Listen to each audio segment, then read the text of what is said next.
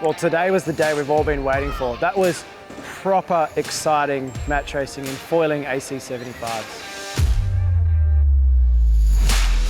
So entering today, the score was 5-3. Team New Zealand were 2 wins away from winning the America's Cup. There was so much suspense.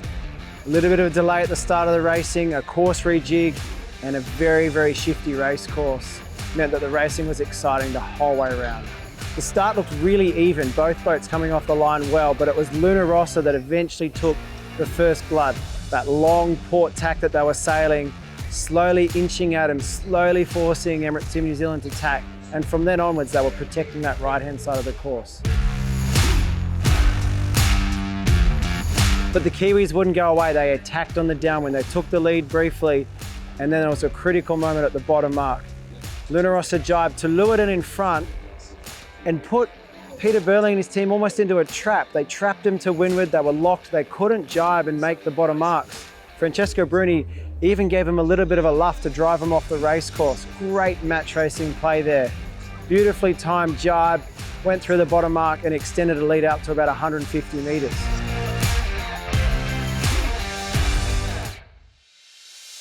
But it just didn't end there. Team New Zealand kept coming back.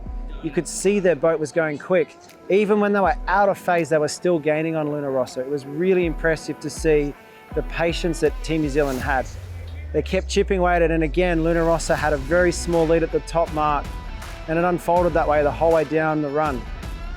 It was the third upwind where the critical pass happened. Luna Rossa were protecting the right-hand side early at the bottom of the course, but they were too close to make the cover on the initial cross. They made a small gain on the left-hand side of the track, and when they came back together, they had about a 70-metre lead.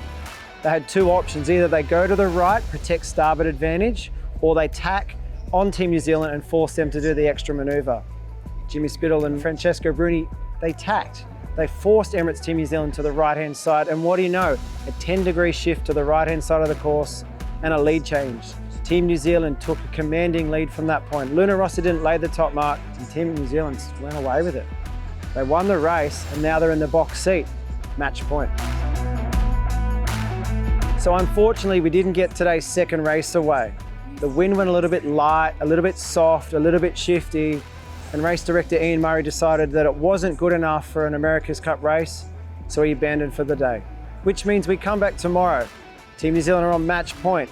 Luna Rossa have got a lot to do to keep this going. Make sure you join us. This one's going to be a cracker.